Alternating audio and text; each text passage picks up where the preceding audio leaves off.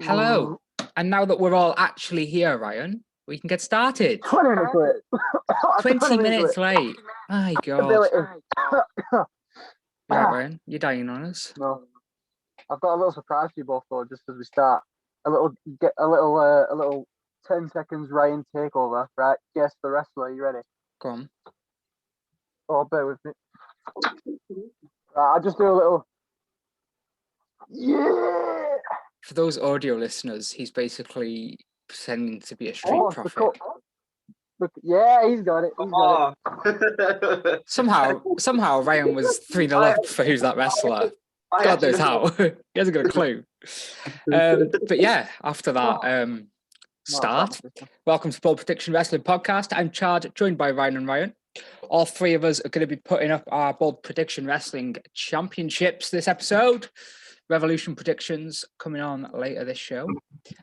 Let's get into the news. And we're going to kick it off with what I was going to set up as the weekly discussion, but we're going to talk about it here. We're going to talk about the 2020 Wrestling Observer Awards. Oh my God, yes. Because Ryan Sutcliffe has a few things to say. So, I'm just... Very true. So... Good nerve on this kid tonight, Chad. I know.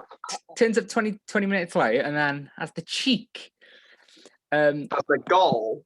So yeah, we're going to talk... I've got a lot to say on this. We're going to talk the awards. We're going to start it off with Wrestler of the Year going to John Moxley. Ryan? God, fair play. This is one they've actually got right, to be fair. I understand that. I agree with that. Female Wrestler of the Year, Bailey. Yeah, I can see that. Yeah, get the title ring. Tag Team of the Year, Young Bucks. Disagree. Disagree. Go on. I don't even have a replacement. I just really disagree. Well, actually, no, because the Young Bucks, right? I'm going to win now because it's not fair. Oh, they're from New Japan. Tony Khan, get a grip, right? Get a fucking grip. Wrestling Observer. This whole list, a little spoiler, is literally 80% AEW, 20% WWE shit. I'm not being funny. Sorry for swearing. There's a show, the show one. Worst show of the year, WWE. Did they not watch Impact? Did they not watch Progress? Progress is good, but compared to WWE. Did they not watch any other promotion? New Japan. I mean, get a grip. Get a grip. I'll go through them all, just for the listeners who haven't seen it. It's very... The good awards have gone to AEW, and the bad awards have gone to WWE. So we've got most outstanding wrestler. Most outstanding wrestler went to Kenny Omega. Most improved wrestler went to Britt Baker. Most underrated wrestler, Ricochet. Overrated wrestler, Bray Wyatt. Completely disagree with that. That is criminal. Pure criminal. Rookie of the Year, Pat McAfee. Best non-wrestler of the year, Taz. High flyer, Ray Phoenix. Technical wrestler, Zack Sabre Jr. Most charismatic, MJF. Move of the year, Kenny Omega's One Winged Angel. Feud of the year, John Moxley versus Eddie Kingston. That one match they had. Worst feud of the year, Bray Wyatt versus Braun Strowman. Did they forget about the Street Profits versus the Viking Raiders? Match of the year, Kenny Omega and Hangman Page versus the Young Bucks for the tag titles. Worst match of the year, Bray Wyatt versus Braun Strowman in a swamp fight. Best weekly show of the year, Dynamite. Worst show of the year, Raw. Promoter of the year, Tony Khan. Best promotion of the year, AEW. Worst promotion of the year, WWE. Best major show, Revolution. Worst major show, Super Showdown. I can't really argue with that one. Yeah, that's fair enough. Gimmick of the year, Orange Cassidy. Worst gimmick of the year, The Fiend. Best announcer of the year, Excalibur. Worst announcer of the year, Michael Cole. Most disgusting. I can't believe that. Most disgusting promotional tactic of the year, WWE firing employees during a pandemic where they were setting profit records. Best on interview, Eddie Kingston. Best documentary of the year, Dark Side of the Ring. Ryan, take it away. Right, just going to start. Most disgusting promotional tactic of the year. They fired them because there was a frigging pandemic. If they would have kept them on during that time, they couldn't have kept them on. They set the records after the pandemic. Well, we're in the pandemic, but after the firings had happened. So they haven't made this they made the records after Money in the Bank. The firings happened like the week after Mania. Get your facts right, you stupid prick. And most disgusting, it was fair enough, but every company in the world has done it. Because guess what? There's a fucking pandemic, you thick fucks. Gimmick of the year, Orange Cassidy. Yeah, he's had it for like 2 years now. Get over yourself. Worst weekly show. Fair enough. Raw's been a stinker this year. We'll argue with that. Best weekly show, Dynamite. I'd say Smackdown, but Dynamite's still banging. We've got the match for the year. Yeah, fair enough. That was a decent match. Worst feud. There's been worse feuds than Braun Strowman and Bray Wyatt because that's for actually storytelling. There's been worse ones since there. I mean, I'm just trying to think of something top man and I can't. But Orton and Drew was worse than that for me. Orton and Drew went on way too long than it should have done. Lana versus Nia Jax. Oh my god, yeah. Oh my god. Most overrated wrestler of the year, Bray Wyatt. The same wrestler that for the past 2 years they've been building up with excellent storyline writing, excellent matches to a degree. He's not a bad wrestler. Most overrated. How stupid are you? Most underrated, Ricochet. There's more that's most underrated, to be honest. Ricochet does get a bit of a spotlight now. Everyone knows how good Ricochet is. Exactly. Yeah, so how can he be most underrated when we all know? Oh, most outstanding wrestler, Kenny Omega. Of course it is, because it's AEW and it's New Japan, and we're proper marks and we're proper internet. We think we're really cool and edgy because we prefer Tony Khan's company to Vince's. Get a grip. Who's been there for 30 odd years? Not Tony Khan. Tag Team of the Year, Young Bucks already covered it. We have the Usos, for God's sake. We will take that list then any year they're on a card because they are the greatest tag team in the modern era. Let's not debate that. Female Wrestler of the Year. I'll second that without a doubt. Yeah. Best non-wrestler, Taz. Are you taking piss? I feel like we've only just spoke about Taz for the past few months of the year. You've had so many other people on there. Dominic, no, he's a wrestler. Aliyah Mysterio did a better job that has a more, in my eye, I can't even. That were a worse Mysterio family. That were worse. Oh my god. Rollins Mysterio family, that was awful. Yeah. And then the last one that I'm just going to go in on because there's a lot. Worst announcer of the year, Michael Cole. Right? Can we just? This is just blatant disrespect, right? Michael Cole sat on his own this WrestleMania during a pandemic, sat on that announce table and covered the whole show of WrestleMania both nights by himself for the most part, right? I don't understand why everyone's hate on him for because he's been in the business for like 30 years now. And he's not even a bad commentator. So you say you put Excalibur, is that his name? Above Michael Cole. What does Excalibur is literally just an extra little tool on the AEW announcement. He's not even needed on AEW. You can just have Jim Ross and Tony Schiavone. There's no need for it. So why would you put him as the best? It's just delusional. And for what Michael Cole's done this year, he's not missed one show in the pandemic. I know he's just a commentator, but even social distance on the test, he's risking his life. You see him next to Corey Graves, like that. Next to Samoa Joe, like that. Although he don't really sit next to Samoa Joe anymore, does he? But you know what I mean? And you know, give him some fucking respect, man. Like, the man has Vince McMahon in his ear 24/7. Every time he's on TV, breathing down his neck. Worst announcer.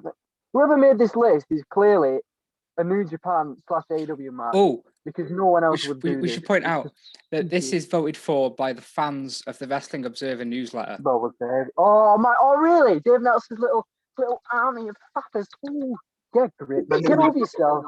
It's wrestling. And it'll be the same internet people, right, that go on and tell you after the Brody Lee died thing, oh, we shouldn't be at war with each other. Yeah, fair enough, you shouldn't. And then you go and do stuff like this, just slamming WWE. Get a grip. Get over yourself, prick. That's what's killing the business. It's fans like that, man. And I stick to that because it's just ridiculous. Why does one show have to be better than the other? They're both different shows. You cannot compare AEW to WWE. You cannot compare WWE. You know what? I'm really glad that you said that because talking about why does one show have to be better than the other? Why can't we just enjoy both? Well, in the news, NXT is reportedly moving to Tuesdays, so there won't be a war anymore. There'll be a war between NXT and Impact. But AEW will spin that and say, "Oh, look, we've forced them to move." AEW, the fans will. Tony Khan said on an interview. Have you not seen his recent interview like a day ago? He was speaking on the NXT thing. I don't know what he said, but the headline was something like Tony Khan wins. Something about winning. I'll try and find it now, actually. So just while Ryan's doing that, we don't cover NXT because, time that we record and that sort of stuff, there's not always time to watch it all. But there is one thing from this week that I want to discuss, so I'm going to put it in the news. It's the women's tag team match on NXT. Oh, yeah. Raquel Gonzalez, Dakota Kai taking on Nia Jax and Shayna Baszler. The match ends when Raquel Gonzalez takes out a ref by mistake. Adam Pearce sends a ref to the ring and calls and the ref calls the match when Shayna makes Dakota Kai pass out, even though she wasn't legal. William Regal says he'll take action next week on SmackDown. Next week, that'll change NXT. Ryan Taylor, what do you reckon? I mean, it must be something pretty massive, but I reckon that's like another tactic to. I would not be surprised. I don't want it, but I wouldn't be surprised if they give us NXT Women's Tag Team titles. Yeah. You could spin it that way. It'd be a bit sudden, and I don't know if. Because obviously we're getting Nia and Shayna defending again against Sasha and Bianca at Fastlane for some reason. I don't think more titles is what we need. We've got too many titles as it is. Like, they should have had Dakota and Raquel win it. But I don't get the whole Adam Pearce thing. Like, but we're not even going to get William Regal's not going to appear on SmackDown, is he? No. Like, I was thinking maybe they could do I don't know, because you can't. Because the thing is, right, Nia Jax and Shayna are actually on Raw. Yeah. But Adam Pearce is on both, isn't he? We're on SmackDown, yeah. So you can maybe do like a Raw versus NXT thing. I don't know. It's just really odd how they're putting Adam Pearce into it. Like, they've obviously got some sort of idea, which we'll obviously see play out in the next couple of weeks. But just when I saw it, I was like, I kind of see it as like Adam Pearce doesn't want to lose the titles. By keeping it on Shayna and Nia, they're keeping it on his brands, and he can still book the matches. But when it goes to NXT, that might be like the get out clause if they just want to sack it off and not want to do more. Like, because they're always changing their ideas, aren't they? They don't. Yeah. For one thing, they'll have like 5 different ideas for it. Yeah. And then they always check that they'll be dead set on something. Then last minute they'll go, no, we're not doing that. We're doing this. And it's like you shouldn't really be doing that, because you need your superstars and your employees need to know what's going on in advance, because you can't just flip on a dime like that. It's just not sustainable.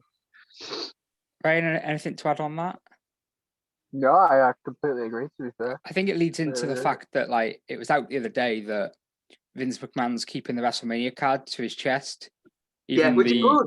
I like this. I hate it, right? Like, obviously we all want to know what the news is and stuff, but I hate it when matches get leaked. Don't stop me reading it because you're like, I may as well read it because here. But I hate it. I hate it because I'm proud of surprised. It's like the whole what were it? Oh, there were one quite recently. I can't remember what it were. But I was just like, why couldn't you just keep that as a surprise? Like, there's no need for it.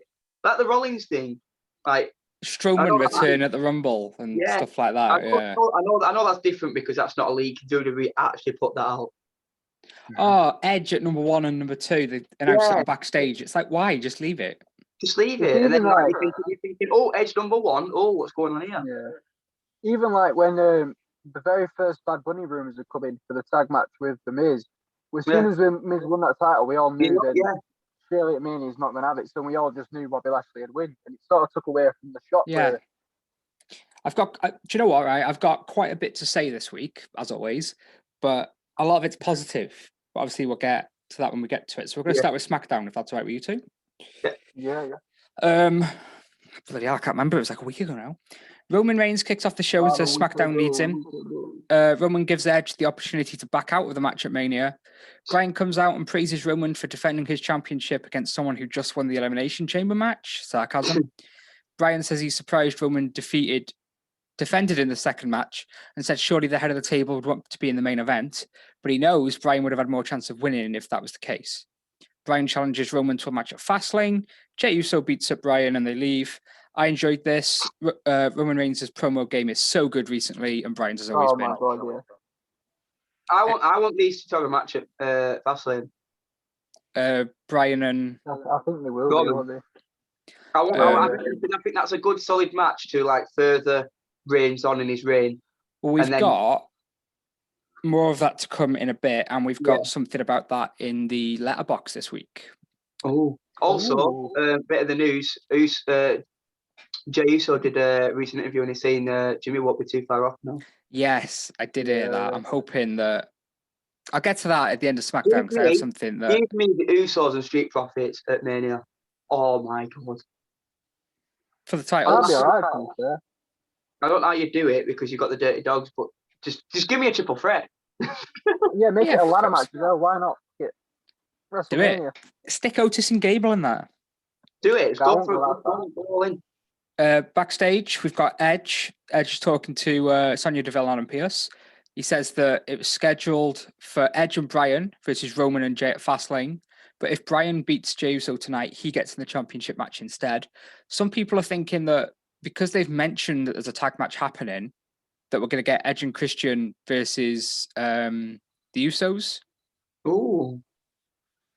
I don't know. Right. I don't know how I feel about that though, because if that was to say it happens at Fastlane, yeah, which I think is a bit too soon because Jimmy's not even back. Like, you can't have Jimmy lose on his return. Surely not. I agree that on the thinking that they've mentioned the tag match with every intention, and no matter what happens at Fastlane, they have a tag match. But I just think it'd be on the go home before Fastlane, and it would be just that match. I'm thinking maybe they can go even two ways at Fastlane. They could go Roman and Bryan for the belt, or they could go Roman and Jay versus Edge and Christian in a tag match. But I don't think they'll go down there because you want to keep Roman and Edge far apart from each other, as in like an actual match, considering it's the main event at Mania. Yeah. I've got more to say on it, but I'll wait till we get to like the main event and that. The Mysterios come out for a match against Alpha Academy. Otis pins Rey Mysterio. I need to see more before I decide how I feel on this heel turn, but it has potential. I want more of a singles run rather than a tag team for Otis. Yeah, I think he's got to be in the spotlight because it's a heel. I think he's got to be about him. And right, I don't know what it was. I was sitting in bed one night and I was just like, who did Rey Mysterio call for their Baron Corbin problem? And I've come up with an answer. Who? No one. What they did was they were sort of like, do you know what? Baron Corbin's been a bit, we should do something about this. So what they've done is they've rang his mum. And they've been, listen, mate, can you tell your son he's picking on us at work? Can you just tell him off, like tell him to stop? And that's why they've been kept apart. I'll give you a 619. That's why they've just been kept apart now. That's it. Because it didn't go anywhere. No, it's a joke. Part of me just feel like they did it just to get viewers tuned in for the next week. Genuinely, that's what I feel like because there's been no hint at it at all. I wouldn't mind, right? But the only people that care are me and you. No one else cares. No one cares. I really want to know who it is. If there even was a person. Apollo is up next. He comes out with a weird scarf. Talks about how he's a real African American. We the people. Apollo has character, and that Apollo has a character, and it's that his family has 5 wives. Nakamura comes out for his match but gets beat up by Apollo. Then they have a back and forth, but Apollo picks up the win. Right. This is mad. I feel like he's been in the company since 2016. Why now? If he is he actually Nigerian? Yeah. I think so. It feels really off balance because as soon as he did that accent, I was like, where's this come from? It's a bit like Kobe Kingston when I thought he was Jamaican. Yeah. Ladder, Russian accent. What does him speaking Nigerian make difference to his character? I don't get it. Like, having been Nigerian, sure, because he's Nigerian, but you don't need to have him doing the accent when he hasn't spoken it for the past 5 years. Feels a bit weird. Yeah. I need more time before I make a decision on it, to be honest. Tamina beats Liv Morgan clean. She's won 2 matches in a row. She's on a roll at the moment. She's getting a push. She's getting a push, boys. Put the title on Tamina. I won't go that far. Bianca comes to the ring to announce who she's going to be facing at WrestleMania. We got a video package for both Asuka and Sasha. I wanted Bianca to turn around and say, well, I want to face Io Shirai. Just before Bianca says who she's going to challenge, Reginald comes out, and now he has his own entrance music. Reginald tells her again that if she picks Sasha, she'll lose. Sasha comes out. Does she have new championship plates, by the way? They look different. They looked it, didn't they? Bianca chooses Sasha in a shock decision that no one saw coming. Because, Shaw's going to pick Asuka. Bianca's, I swear Bianca's not even spoke to Asuka. I don't think. Yeah, they had she like a segment on Raw. She went there once. She went to Raw she went once. to stay around and was like, Asuka, I'm facing you. We'd have all gone, what? I want Io Shirai. Okay. They'd been You haven't even been to NXT. All this feud with Sasha would be like, what? I wanted to challenge Bad Bunny for the 24/7 title. I bet you do as well. Oh, actually, I want this match to main event one of the two nights. Sasha, Bianca. I want Sasha Bianca night 1 and Roman Edge night 2. Because I think because it's over 2 nights, you can get away with it. Yeah. Because that'd be a solid match, and if you give it time and put it as like a high prestige on the card, I generally would like to see that. Backstage, Corbin and Sammy are discussing their match, and Sammy says it was his idea to team. The Street Profits come out for a match against Corbin and Sammy. Sammy's documentary crew get in the way of Corbin. Later in the match, Corbin attacks the documentary crew, which distracts Sammy, and the Profits win. Sonya told the Street Profits to wait while other tag teams get a shot, yet the next tag team to get a shot seems to be the Street Profits. Like, you know, the Dirty Dogs are only bothered by the Street Profits, and I'm like, where are all these other tag teams? There isn't any. They've beat them. Yeah. Backstage, Brian says he thinks he has more of a chance of beating Roman than Edge does. Okay. Seth Rollins comes out to the ring in another weird jacket, which I thought was quite cool. I think it was the white one this week. Yeah. He cuts a promo, but gets interrupted almost instantly by Cesaro. Seth tries to reassure Cesaro that he didn't call him a loser last week.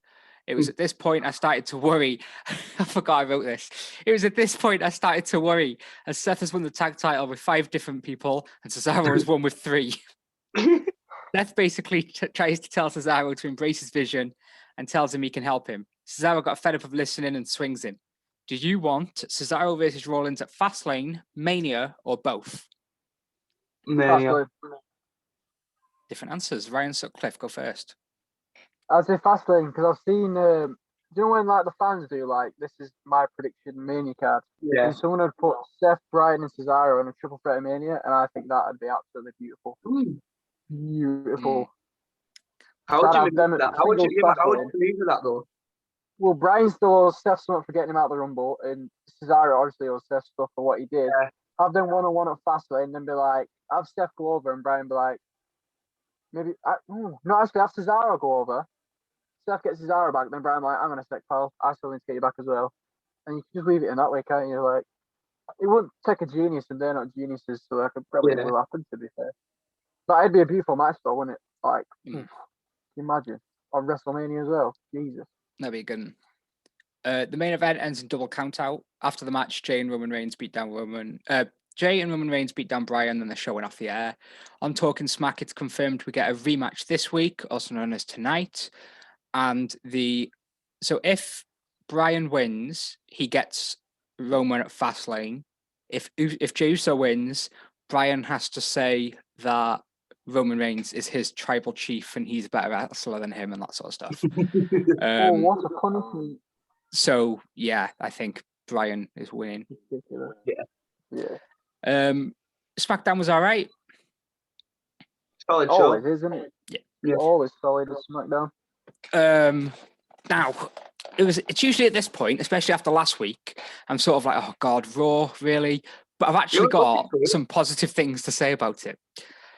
Drew kicks off Raw and talks about the past month, losing his friend Sheamus, defending in the Chamber, and losing to The Miz.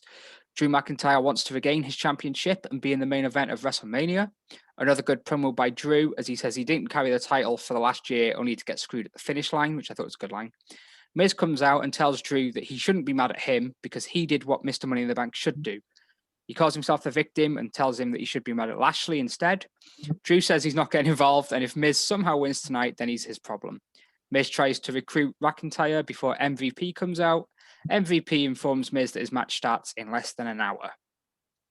Anything on this promo? No, it's really good, yeah. It makes a lot of sense. Like, this is what you want from a promo. You want something that's like, and it meaningful as well.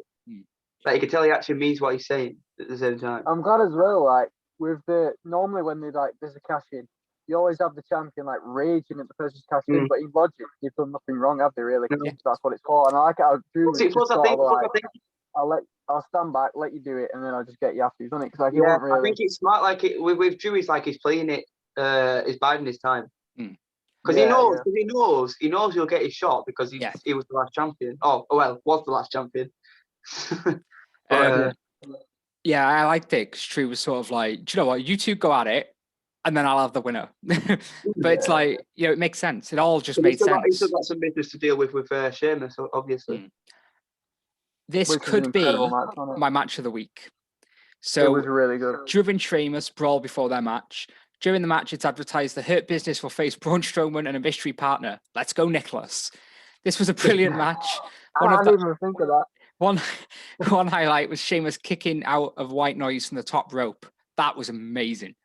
I put these two must feel so comfortable working together and trust each other so much. Both men kick out of everything. The match ends when Sheamus goes for a bro kick but gets hit by a claymore. It looked very strange, but when you see the replay, it looks a lot better. I just put what a match. I loved this. I thought this was amazing. Very, very good opening match as well. It's what you want. I think this set the tone for Raw. Yeah, this put me in a good mood for Raw, and I was like, this could be my match of the week. And then AEW came along, and no. Smashed it. Yeah, no, it was a really good opener. And do you think that'll be it then, or do you think there's still more to come? I reckon. Yeah, I reckon so. I don't know. I think this was a pretty decisive match. I think this was. I agree, but then I feel like what's been the point of this last 2 to 3 months of Sheamus getting closer to just to have a throwaway on Raw? I think that the plans have changed personally. You think with the whole captain and stuff? I can see it on Fastlane though. To be fair. Yeah, that's what I was thinking. Maybe like a Fastlane because that gives something for Drew to do until Mania.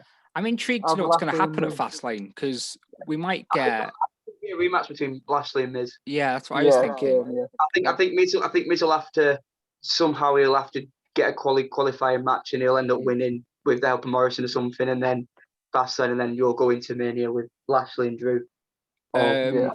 Naomi is having the time of her life backstage before she bumps into Nia. That's enough to put a damper on any party. Sometimes I just laugh at my own notes because I wrote them days ago. Naomi versus Nia is next. Nia wins fairly easy. She's on a bit like, I feel like she's getting a bit of a push, isn't she? Nia, she's killing everyone. She just like when I was watching it, she's pinned Sasha, she's pinned Asuka. Pinned Naomi. That's two big scalps. It wouldn't surprise me by the end of the year if she's women's champion. Don't do that. I think she's a little bit overrated, if I'm being honest, Nia. Like, I don't rate her at all. I find her a bit boring. For some reasons, I think she's good. I don't think she's really good. Her matches actually scare me. Yeah. It's because that's not out of her wrestling. That's about the dark side of her wrestling ability, though, isn't it? That's not out of her. It really scares me. The way she throws them around, I'm just like, oh my God. It's because she's from the Samoan family. No, but Reigns don't injure people. Rock don't injure people. No, that's not what I mean. What I'm saying is she's getting chances and people are high on her because she's from the Samoan dynasty. Oh, yeah, that's why. Yeah. That's what it is. But I think she's a bit overrated, if I'm being honest. Bobby Lashley comes out for his match against The Miz, but The Miz can't make it to the ring due to cramp. He says that the doctor says it's stress-related. Do you know what I love about this? I love the fact that at every top of the hour, they kept saying, it keeps your viewers in, seeing what's going to happen next. That was a really clever idea. Lashley heads backstage to find Miz. Adam Pearce says even if he has to carry the Miz out there himself, he'll defend the championship on the next hour. Like I said, I loved it because it's like every hour, it's a story that leads through the show that makes sense. It's a continuous story throughout the show, and it all makes sense. And then you actually get, obviously, later on in the show, we'll get to that. But we actually especially when it's 3 hours, right? Yeah. We had The Miz in 4 different segments: the start, the end, and the 2 hours. Like, it's amazing. Like, this is what you need to do on a 3-hour show. Well, it keeps guessing, is this match actually going to go ahead, or what? Like, especially when you still got the Drew factor as well, because Drew could just pop up at any given moment. Done it before. Braun Strowman heads to the ring without Nicholas. Braun says there's definitely something against him. He gets suspended for headbutting Adam Pearce, and he's not allowed in the chamber match because of the rules. I thought it was quite funny how he's just like, there's a conspiracy against me. I get suspended for headbutting you. Like, it's weird how Braun had the Universal title not too long ago. And now he's stuck in a bloody.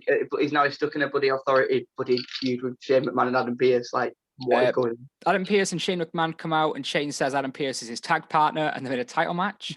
Braun Strowman hits the running power slam, then Shane tells him to tag Pearce. Braun tags out, and Shelton Benjamin rolls at Pearce. I like this as it kept Braun strong, continues to build up Shane versus Braun, and the Hurt Business keep the titles. So is Shane the heel here then? Yes. Oh, I'm confused because Braun's not exactly being. I don't know. Yes, I Shane's the thought heel. Shane was face though, because he came out, they edited chase for him. You know, edit chase for heels, and Braun's attitude isn't one of a very face character. Braun's being a stroppy teenager, isn't he? Let's be honest. Yeah. You can't go on headbutting authority. That's not a face thing to do. Yeah, Adam Pearce is a lovely guy, man. No, I agree. Anything wrong? I agree that Strowman's a heel, but so is Shane. Yeah. Nah, I don't know. I don't see it in this feud. I said you wouldn't do that. I've put here, right. What if this is not leading to Braun versus Shane, but it's actually leading to Braun versus Dabba-Kato? Oh wait, I was gonna say Adam Pearce. Yeah, no. Braun versus Dabba-Kato. Adam Pearce versus Shane McMahon. Shane McMahon comes out and said, "You know what? I'm not going to fight you." To be fair, that makes sense. Exactly, because of Raw Underground. Yeah, I'd actually rate that. I'm gonna have Dabba go over. Yeah, you'd have to have him blown. What's he laughing at? What are you laughing at?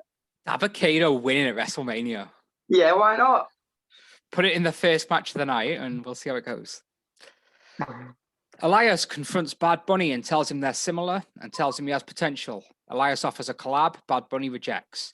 I've put here, I'd rather see Bad Bunny and Damian Priest versus Elias and Angel Garza than Miz and Morrison. I don't want Jackson Racist having a moment at Mania, and Garza had a small feud with him over the past couple of weeks anyway, so it makes sense. Damian Priest then beats Elias. Sweet. How small is Kayla Braxton? What does Elias do? What was that? What does Elias do? Annoy me. He don't even sing anymore. He had that really good run where he was like a bit of a face. That was really good. And then he's just, I don't know what happened. Honestly, though, right. How small is Kayla? I didn't realise. They put her backstage with Randy Orton. I'm like, okay. So she's backstage with Orton, and Alexa Bliss appears on a screen and tells Orton there's something he should know. Then Randy Orton tells Randy Orton that he'll come face to face with everything he's done. This was so weird. Randy Orton tells Randy Orton he'll come face to face. Randy Orton has to do this to Randy Orton. But when I say it sounds like, oh, he's written something wrong. But no, Randy Orton tells Randy Orton, like, what do you think of this? What Randy Orton should be doing to Randy Orton? I don't like it when they do all this supernatural shit. It takes away from the fact that it's a sport. And Orton just looked like a middle-aged guy who's losing it, talking to himself. I'll have you in ring, but you have he lost it on Twitter, though. He lost it on Twitter with Soulja Boy. Soulja Boy. He destroyed Soulja Boy. He got his ass handed to him by Orton. Oh, I loved it. I can quite happily never watch a Randy Orton match again. So put him Whoa. backstage like this, and I'm fine with it. Whoa. Miz is in the ring, ready for his match against Bobby Lashley. Miz grabs a mic and says he's known Lashley, has waited 17 years for it, but this isn't the moment, this isn't the stage, and offers him a match at Mania instead. MVP says, nah, we're doing it now. The bell rings, Miz leaves, grabs the championship, pegs it to the back. I saw it coming, but I loved it. I thought it was amazing. Yeah, it's like one of those that I'm out. It's Miz. Because he would have retained then, wouldn't he? He did retain, yeah. Oh my god, yeah. Oh, what a dick. That's so clever. Why would no one else do that? No one else is a heel like Miz. Because Miz is like a heel like no other. Miz is a heel that's got common sense. So fast as well. But then backstage, he's like... It's like when the bartender shouts to Ryan that it's last round. That's like... No, Miz might not have the strength and the muscle, right? But he's got a brain, and that counts for more than anything. Miz saying to Shane backstage, it's sort of like, well, I did whatever I had to do to defend the title. Like, you know, MVP backstage goes up to Shane and says, "This is BS," but he actually says, "Well, so loud as well. I thought it was amazing. Shane considers stripping the title from Miz and giving it to Lashley. That clip, that clip blew up on Twitter, didn't it? The BS line. Yeah. I didn't see it. Speaking of BS, can we talk about Big Show's new shirt? No more BS. That was Perfect. so clever. No more. It's a bit no more turns. To be honest, shirt. We'll get to that. Charlotte comes out and says that when she was returned to the ring, she didn't want to be in the title picture. She just wanted to tag with Asuka. But since she doesn't have an opponent for Mania, when she returns, Charlotte will challenge after her. Hold up. She didn't want to be in the title picture, so she chose to partner with the women's champion to win the tag team champions. That is a title picture. What the fuck? What the flip? Shayna and Nia say they might challenge Asuka. Charlotte wants to... Here we go. Charlotte wants to step out of her father's shadows. She said that, didn't she? She wants to be her own person. Right. Yet, she has more or less the same music as her dad. She wears robes like her dad. She goes by Charlotte Flair instead of Charlotte. She woos. She struts. She uses a similar finisher to her dad. Regardless, Charlotte pins Shayna Baszler. She just waffles, man. Charlotte? Yeah, that prominent. You don't want to be in the title picture, but I'll team up with the champion to win some championships. I don't want to be like my dad, but I'll keep his last name, his robes, and his theme music. Do you know what, Red? I think it was yesterday. Do you know that Lacey Evans was actually meant to walk out with the championship? The Elimination Chamber. Yeah. That doesn't surprise me, because then they would have done Lacey versus Charlotte at Mania. Yeah. That's what I was saying. Like, if that match went ahead, I'd have gone Lacey Evans to win. And you'd have both looked at me like, whoa, but I was like, no, there's definitely something there. The Lucha Bro Party take on Retribution. The match starts with an incredible backbreaker by T-Bar. Lucha House Party gets the win. Then Ali challenges Riddle. Ali gets the win after Retribution distract the ref. For what it was, I liked it. Yeah. You know, you've got a 3-hour show. You need to get them on there. I liked it. Give me Ali versus Riddle. Ali Riddle versus Adel Riddle for the title at Fastlane. Main event time. And Shane makes the title match a lumberjack match, which turns out to be a Lashley squash match as he makes The Miz tap out to become WWE champion. I've put here, credit to The Miz. He held the title for 8 days, and in that time, he made Bobby Lashley winning seem like a babyface move because everybody wanted it off The Miz. The Miz is such a good heel. Yes, it was a transitional champion. It was amazing. No, yeah, you're right. Yeah, I was rooting for Bobby. I was like, can this match please go ahead, please? Yeah, everyone wanted Bobby Lashley to win. And it's like, in 8 days, he is still a heel, but in 8 days, they've got the fans to cheer him. It's mad how in 8 days, Bobby Lashley's gone from US champion to WWE champion. Yeah. and it makes sense. Yeah. So yeah, Raw was good. I actually enjoyed it this week. It wasn't a drag to get through like last week. No. AEW Dynamite Crossroads. It was Dynamite. Right. So I said that Drew and Sheamus could have been my match of the week. Let's kick off with Shaquille O'Neal and Jade Cargill versus Cody Rhodes and Red Velvet. Shane thinks he's Shane McMahon. Shaq thinks he's Shane McMahon as he does that little dance thing. Yeah. Austin Gunn hits Shaquille O'Neal with a chair at ringside, so Shaquille just takes out the Nightmare Family. Meanwhile, Red Velvet hits a moonsault from the top turnbuckle to the outside of the ring. Jade sets up a table, then Red Velvet sets one up too. Shaquille O'Neal pays homage to Brody Lee before hitting a powerbomb. That was amazing. Cody ends up putting both him and Shaq through tables on the outside of the match. And then Red Velvet hit a spear, which the camera crew missed, just like Edge returning at the Royal Rumble last year. I've put the match ends when Jade pins Velvet. This match was amazing in terms of giving Red Velvet and Jade a spotlight to shine, especially Red Velvet. I thought Shaquille O'Neal performed well. I enjoyed the match. After the match, Shaquille O'Neal gets put in an ambulance. But when they look, he's gone. It's the Fiend. And then we just don't see Shaq again. Like, he's disappeared from an ambulance, and then what? How does no one see Shaquille O'Neal walking around? What did you think? No, really good. Yeah, I really enjoyed it, and solid showing from Big Shaq, like you said. To be fair, like, do you think we'll see more of him, or do you think it? Yeah, I wouldn't be against seeing more of him. Yeah, because I can't imagine. Because like, considering it was like he wasn't like a botch fest from him. There was one bit, obviously, near the end, and he was just sort of like standing on the apron, and he was just blocking the hard cam so bad. I was like, just move. Move. Obviously, he doesn't understand because he's not, in that business. Yeah, but he's not in the wrestling mind of where you need to. But that bump through the two tables was pretty cool, I thought. That was insane. Yeah. I really enjoyed that. So, Cliff, what do you think? Yeah, he did better than I thought he would. To be fair, I didn't think he'd be that good than he was. Definitely better than Snoop Dogg's performance the other week. No, but fair play to the fellas. They're stepping into a different world, and nailing it as much as he did. Yeah, massive respect. Pac and Ray Phoenix squash a tag team. I'm not against this as it gives big talent, giving big talent a place on the show where they can look dominant. And then we get the Inner Circle press conference. I actually watched that. That was so good. So funny. They get a question about Sammy Guevara, and MJF calls Conrad Thompson turkey tits.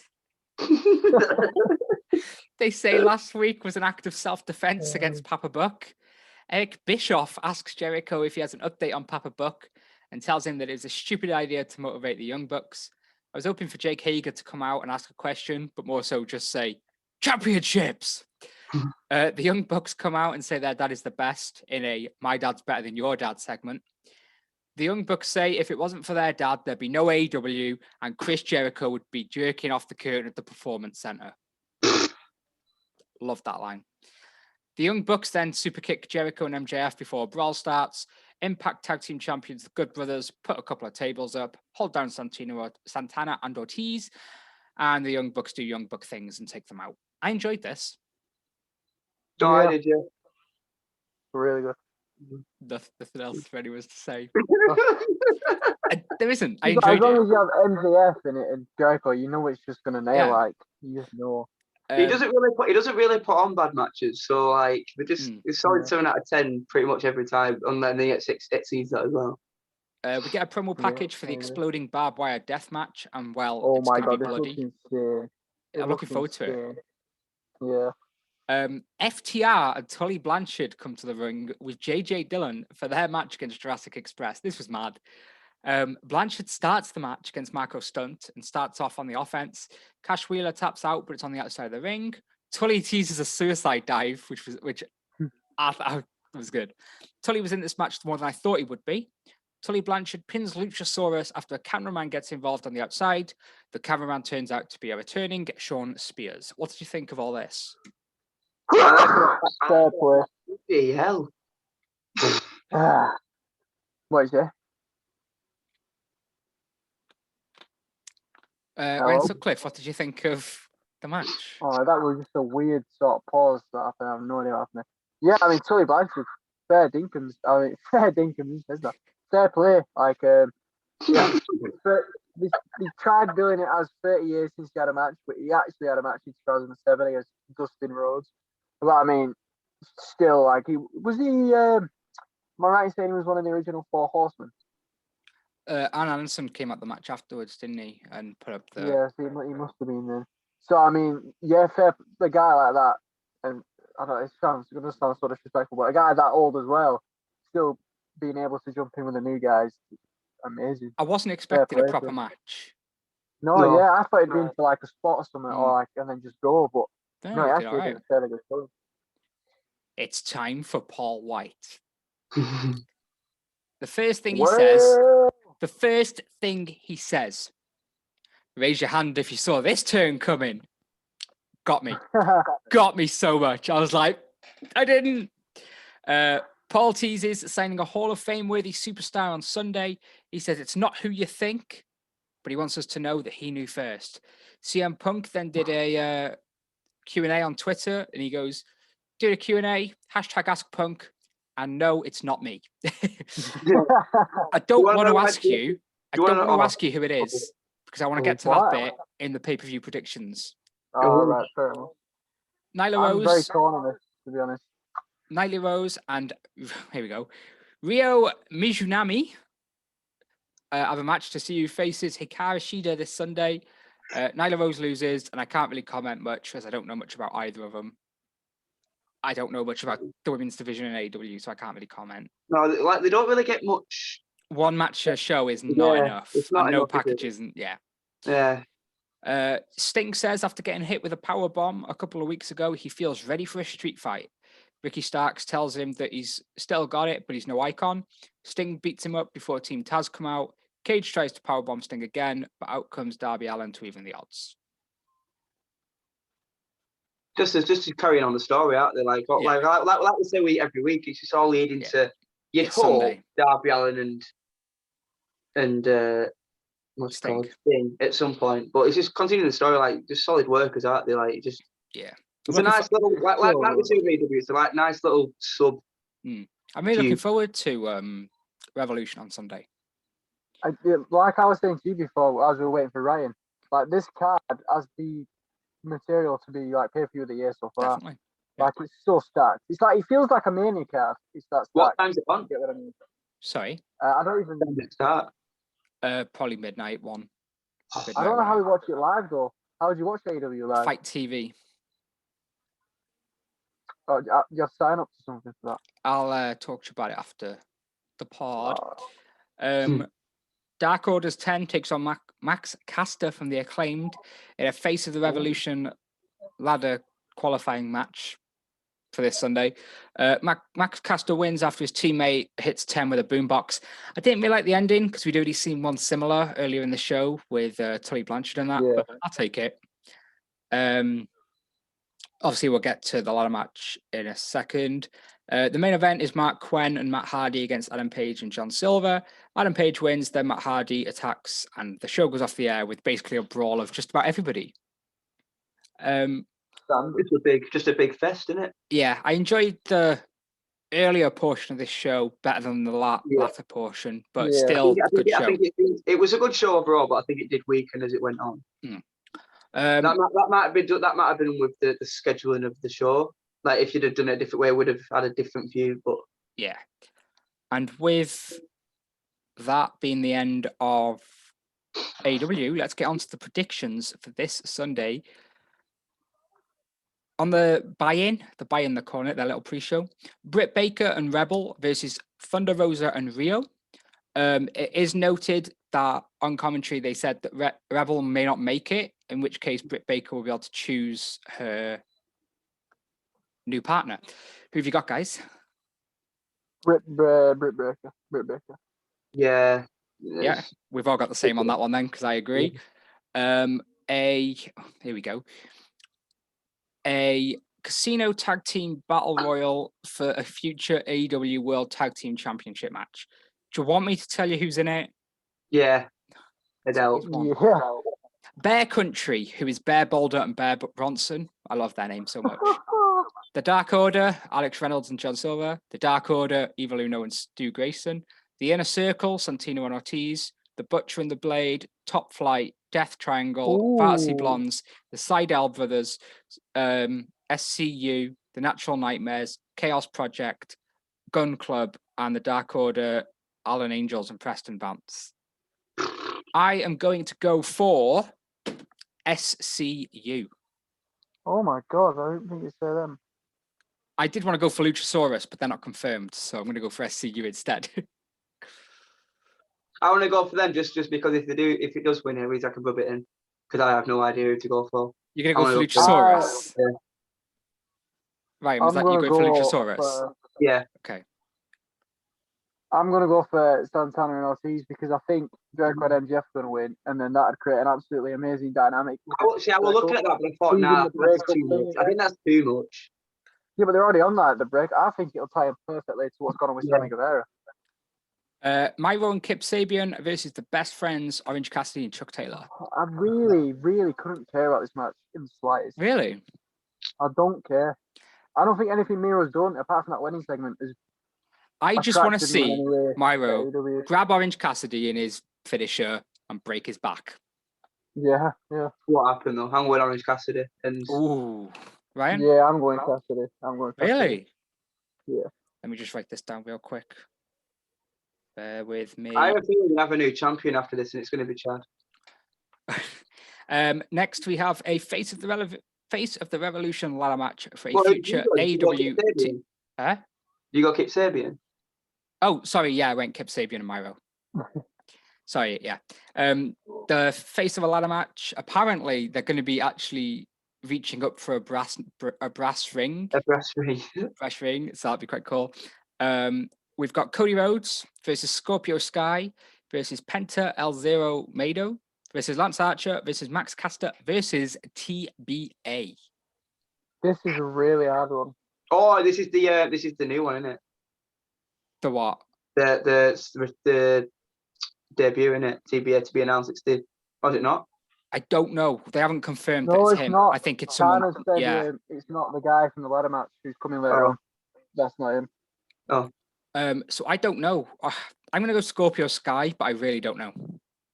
It is a tough one. It is a tough one. A really hard one. I'm just gonna go Archer. I think he needs it more than anyone in that match after his Lance recent Archer. loss. Ryan. I'm gonna go Cody just to level it out. Cody. Okay. Adam Page versus Matt Hardy in a big money match. I was quite stuck on this one, but I'm gonna go Adam Page. Yeah, I'm gonna go Page. All of us, It yeah. makes sense. The only reason I was stuck is because if Adam Page wins, then he hasn't really got that. Matt Hardy hasn't got that big money mat gimmick anymore because it doesn't really work, does it? No. The final of singles match for the AEW Women's World Championship: Hikaru Shida versus Ryo Mizunami. Kushida. I've gone Kushida, yeah. Hikaru Shida. Oh, Shida. Kushida is the lad from New Japan. Oh yeah, isn't it? Yeah. Darby Allin and Sting taking on Brian Cage and Ricky Starks of Team Taz in a street fight. Allin and Sting. Yeah, I thought you might have gone for them. The Inner Circle versus the Young Bucks. Obviously, the Inner Circle. Jericho and MJF. You go in the Inner Circle, Ryan? Sutcliffe? Yeah. Ryan? Yeah, Inner Circle. It's a tough one, though. I'm also going for the Inner Circle, so I don't mind if they lose now because we've all gone the same. Kenny Omega, John Moxley in a barbed wire exploding death match thing. Omega. Yeah, I'm the same. I've gone Omega too. And finally, I know this is mad to say, but I've always said this is one that was one of the easiest choices to predict. Yeah. And finally, who is their Hall of Fame worthy signing? So hard. I know one that I'm going to go, but I want to go last because I've already got a name stuck in my head. The first name that came to my head, the very first name was Mark Henry. Nah. I'm going to go bold. I'm going Mark Henry, he's bold. Kurt Angle. Nah. Oh, that's big. I've got a few names, but I'm going to go for Kurt Angle. Don't give your names out yet until. Yeah, Brian. I'm really sure. He's going before me because he'll just nick my idea, so he's going before me. I run the same wavelength for you. When they first said it, I thought Mark Henry, and then I watched. What did I watch? I don't know if it actually was it AEW. Just waffling now. No, I was the press conference with MJF and Jericho, and they left a hint to The Rock in the promo, something related to The Rock. Yeah, and they that said got me thinking, that would be absolutely massive. They said he's been tag team partners with big stars such as Dwayne Johnson and Paul White, was what Jericho said. So I got a message, wasn't it? Yeah, and it got me thinking, like, if I can't see him getting someone as big as The Rock, and then I couldn't see him getting the Big Show. So then I was like, what if? Rock, Big Show, big difference. Yeah, but you know what I mean? They're on that list that you never could move. Just say Hulk Hogan. Go on. Say Hulk Hogan. No. I'm fucking hard. And then I thought for some reason, you're hard. What about RVD? Oh, yes. You see, what was that? You're going to go RVD? No, I was. And then I thought, nah, because he's not that big, really, is he? And then because Big Show said it, I thought it's got to be something to do with Big Show because they won't bring Big Show in to say that and then for him to go again. Then I started thinking of Big Show's partners, Miz, Jericho. Jericho's already there. Did he team up with Kane? Yeah. And then I thought, Kane won't leave. Yeah, we thought Big Show wouldn't leave. Oh, Rocky, I know. don't. It could be Kane. Again. Yeah, but I can't see Kane doing that. Just give us a bloody name. We ain't got all day. 1 minute. I need to think this through. Stop Googling now. I'm not Googling. Yes, I'm you. just I can see your browsing face. Look at Yahoo. your face. I'm not Googling. Yeah, I'm you're not fucking. Googling. No, is there any way that Brian can say is when I leave the room to think and then come back so I don't have to like copy him? Yeah, I need because I some won't time speak on after through the motion. Yeah, I need some time on this. Yeah, because I'm not having him copy. I'm not having him copy. Not this ain't going down. I'll just cut my earphone out. Go on. Right. Right, yeah. Okay. Right, come up now, For audio listeners, I'll tell you who it is in a sec. As soon as Ryan is. Oi! Ryan, he's got his earphones. What's he doing? How long do you think it's going to... Come on. Yes. How long do you think it's going to take to tell me? Where's he gone? He's actually just left. Hang on. Right, he's No, back. Go on then, Ryan. What have you got? On Google whilst he's trying to get logged back in. But I am on Google as well. I'm not going to lie to you. I'm on Google right now. Come on, Ryan. Give us a name. No links or anything. Right. I've nailed it down to 2 that I'm still debating.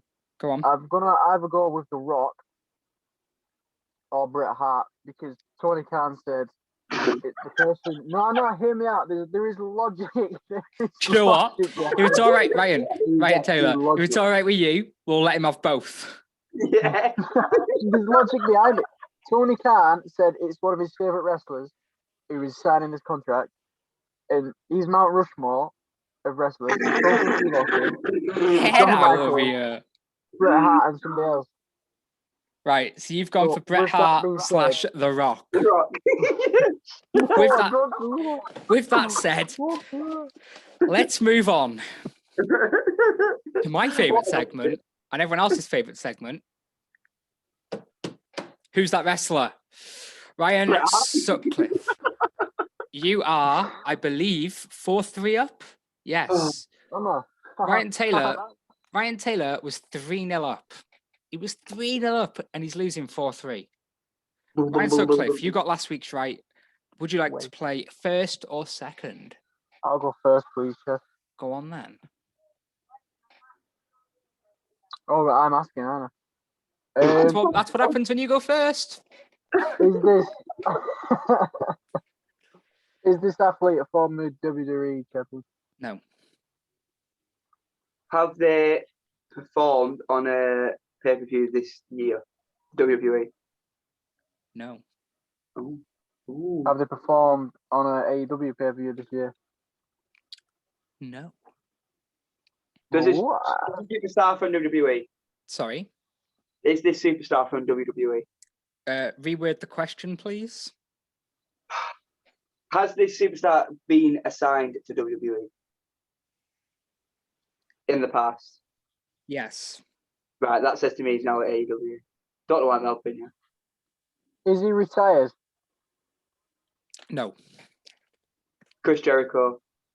Oh! He's been WWE champion, pal. And he's been on an AEW. Wait. And he's been on an AEW pay-per-view, I assume. Yeah, I've won this year. Oh, yeah. Have they not? No. Yeah, they have.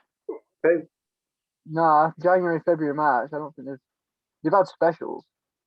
Yeah, no, they had that thingy one. They had that They only have 4.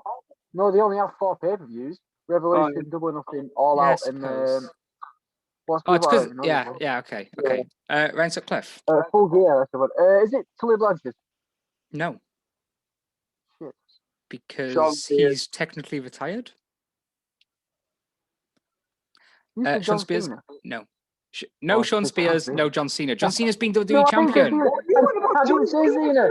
I didn't say Cena. I thought you said Cena.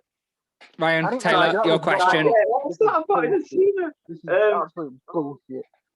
Are they currently in AEW? No. Oh, shit. Well, fuck me. Thank God we're actually asking questions. Were they most active between 2015 and 2020?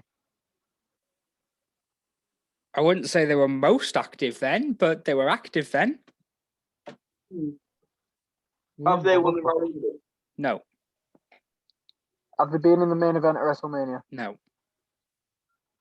Are they a Grand Slam champion? No. Because they haven't Are been they a WWE. Well, former? Oh, No. what? Oh. I was going to say they haven't been WWE champion, have they? So Wow. Well, no, but you can sort of Universal match. yeah, that's why I stopped myself. But no, they're not a Grand Slam. And World All Heavyweight. right.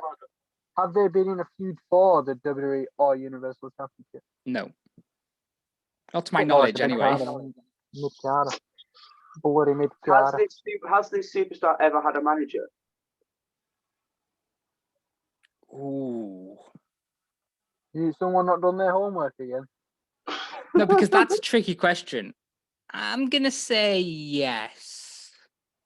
I'm going to say yes. No, I'm going to say no. No, they haven't.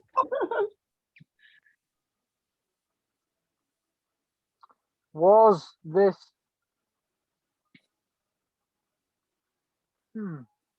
Just to let you know, you haven't even asked if it's male or female yet. Oh, yeah, is it male? Yes. Oh, my God, that's a weird question, isn't it? Have they held the IC title in the last 5 years? No. Have they been the United States champion at all in their career? No. What the hell? No, he says while he looks it up to make sure. I don't think so. I think. I can't even ask that question. Ryan, ask if he's won any championship ever. Yeah, I was just going to say that. Have they ever won a championship in WWE? Yes. So it must be a Which tag. fucking championship? Oh, wait, have they won the Intercontinental at any point? No. Well, that's just a tag team person, isn't it? Oh, it could be a hardcore. Well. Or European. 24/7, European, hardcore, United Kingdom, NXT, North American. It can't be NXT. Have there been? Hold on. For my question. Whose question is it? Mine. Have they been on? Have they been on NXT? No. Have they been a former? Have they been a former? Okay. Have they been a former European champion? No. What have they been champion? Sorry? Have they been a 24/7 champion? No. Oh, so it's not a jobber then. Have they been a tag team champion? It's not a jobber then. Sorry. have they held the tag titles? Yes. Right. Well, have they held the tag titles 3 years? Sorry, Ryan. Have they held the tag titles within the last 3 years? Within the last 3 years. What year are we on? 2021. Yes. Oh. But you said they wasn't most active between the... What? I said they were active then. I didn't say they were most active then. This is fucking ludicrous. I've got a question. Go on. Wait, it's not his question. Come on then. Bullshit. Is it a member of the New Age Outlaws? No. Since when have they held the tag titles in the last 3 years? You absolute number. Tried it. Fuck you. Has he been on the Cruiserweight Championship? Has he won it? No. No. So it's not oh, you're gonna go Enzo Amore, aren't you? No. Oh. I was gonna go Buddy Murphy. Bloody Buddy Murphy. Yeah, but Buddy Murphy's not retired, mate. This guy. Oh, we didn't. No, he's not retired. Yeah. You said is he retired? I said no. Yeah. Well, which promotion is he in then? You said no to AEW. You said no to WWE. Oh yes, because there's only 2 divisions. There's only 2 companies in the whole world, isn't there? We don't want me and Ryan don't watch anything else. I do from Impact. Is that your question? Yeah. They're currently in Impact, yes. Well, nobody fucking watches that. Here we go. I do. You're wasting your time. No, I'm wasting your time. There's a difference. Is it Heath Slater? Ooh. No. Is Zack Ryder, Matt Thingy? No! No, it's not. Because he's been Intercontinental Champion and United States Champion. You knobhead. You knobhead. Is it Luke Gallows? No, you spaz. No. No. Who is it? Brian Myers. Kurt Hawkins, Brian Myers. Oh, it's not, is it? He literally gave you the answer on a plate. Oh, Last week, Ryan Taylor said Vladimir Kozlov, and the answer was Santino Marella. This week, Ryan Sutcliffe said Zack Ryder, and Ryan Taylor could have had it. We literally gave it him on a plate, and he still got it wrong. Ryan, man, what the hell? I was so certain you got it. You went Luke Gallows. Luke Gallows. He's so much confidence. So funny. That is amazing. I said Luke Gallows with my chest. Oh my god, it's Luke Gallows. No. Your Heath Slater guess was a hell of a guess, though. Luke Gallows is in. You are? Yeah, he's in Impact. The Heath Slater guess was good. Yeah. Yeah, that's what got me thinking Zack Ryder. Guesses, that's what I'm good at. You were saying if they held the tag team title over the past 3 years, I was like, oh, I don't know when they won it. But they held it recently, and they held it years ago. Their manager, I was thinking Edge, the Edgeheads. Gallows. That's why I said Luke Gallows. Ah, right, yeah, that makes sense. Because I was like, he's done it before, and he's not won any of the belts. I was like, but he's held the tag belts for the last 3 years. So Ryan Sutcliffe, make a letterbox noise. Right. It's time for the letterbox. So our question / topic for discussion in the letterbox this week is so obviously we've got Roman Reigns versus Edge at WrestleMania. The question is, should Daniel Bryan be added into that match? No. No. No. Fun conversation. Let's move on to the weekly. Come on, right. So we're just saying no, straight up no. No, because no. I don't like the fact that a main event, especially when it's the Rumble winner, I don't like the fact that the Rumble winners, their moment's been taken away from them by adding another member into the I completely agree. Batista, Becky Lynch. But I completely agree. But also, I really just want to see Edge versus Roman go out 1-on-1. Yeah. Like I've wanted this for years. I'm completely in the camp of no. Yeah. And that's nothing against Bryan. Don't get me wrong. I would love nothing more than for Bryan to be in the main event of WrestleMania again. But this time's not now. I just wanted to point out that on Talking Smack, Bryan said that he's had more matches in the past 8 days than Roman and Edge have had all year combined. Yeah, which is just incredible. Just crazy. So we're both just in the strong camp of no. Yeah, there's nothing on Bryan. It's just not the time. Just don't want to see it. Yeah, that was my answer. It's just not the time. Like I think this time it should just be 1-on-1. SummerSlam, that's different. Yeah, but it's at Mania. It's it's just leave it as it is. So weekly discussion: should Baron Corbin get rid of the King gimmick, and if so, how? I don't think he should. I don't think he should because it's a character. Okay. But I get why people would be like, "Oh, get rid of it," because I do think I could probably run its course now. He's had it. I'd say it's well run its course. He's had it for over. He's had it for over a year. I think he's had it for like 18 months, if not longer. 2019. Yeah. He's had it for 2 years. 18 months then. Yeah. Yeah. I do think it's run its course, but I also think it still gives him a bit of a character because he doesn't really have a character. But apart from that, like he's just Constable Corbin, wasn't he, before that? Yeah. And it's like, Oh, do not remind us of that. But yeah, I think how should he get rid of it then? The Fiend. The Fiend is the perfect way you can kill. Do you know what? That wasn't the answer I was expecting, but the Fiend, perfect. The perfect way you can kill a gimmick. The Fiend. Perfect. Literally, yeah. I was thinking, or he just cracks him like this isn't doing it, and he just goes like a monster run where he just snaps. But he's so good as the King, though. To be fair, like he does do it good, doesn't he? He really does. Here's what I'd do: announce another King of the Ring, and have him defend his kingdom inside the King of the Ring, and have the final him versus Xavier Woods. Xavier Woods. King Woods. I don't know, man. Xavier Woods has just said like loads of times that he wants to be King of the Ring, so give it to him. I don't know. I'd like to see Damian Priest as a King of the Ring. That would be the perfect for him to get him from that mid card to like the higher mid card. That would be, level. Yeah, I'd like that to be fair. And like Priest versus Corbin, those two are so much alike already. Like, gotta be there. That'd be a decent match. That, to be fair. Yeah. Okay, if no one's got anything else to add on that subject, let's get on to the bold predictions. Have you two actually thought of one this week? Yeah, definitely. Well, there's a surprise. I'll go first. At least one WWE Championship will change hands before next week's podcast. What? Not including 24/7. Not that I think that's going to change, but yeah. So we've got 2 title matches confirmed for NXT.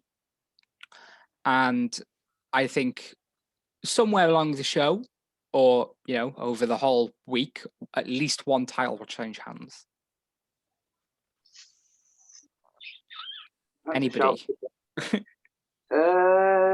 Let's go. Fly a kite. Up to the highest height. Give me one for Sunday. Give me one for Revolution on Sunday. Go on. I'm gonna say Jimmy returns on Smackdown next week or tonight. Bloody hell! Tonight? Yeah. In the cage match. Yeah. Nice. Good one, Ryan. Mine ain't really bold, but I'm gonna say a Big Show to wrestle at Double or Nothing. Double or Nothing. When's that? May. The next one after Revolution. So, with that said, this is going up tonight. Obviously, we've been late recording due to a video that's going out next week. So, what? On Monday, we have another list video going up. I'm not going to go into what it is, but we've got a list video going up Monday. Tuesday, we've got a Let's Talk Wrestling going up, and next week we will be recording our Fastlane quiz. Thank you, Aaron. But now I'm just talking about now. I think we're going to put that list up on Wednesday instead, because on Monday we're going to be doing our Revolution review. So next week you've got 4 videos at least from us: Monday, Tuesday, Wednesday, and Friday. Big week. But that is it for this week. Thank you, Ryan and Ryan, for joining me, especially seeing as you were very late. Always a pleasure. Yeah, next time try and be on time. But yeah, thank you, Ryan, for predicting The Rock or Bret Hart to appear on Sunday, so I become the sole champion. And with that said, I will see you next time. Cheery, bye.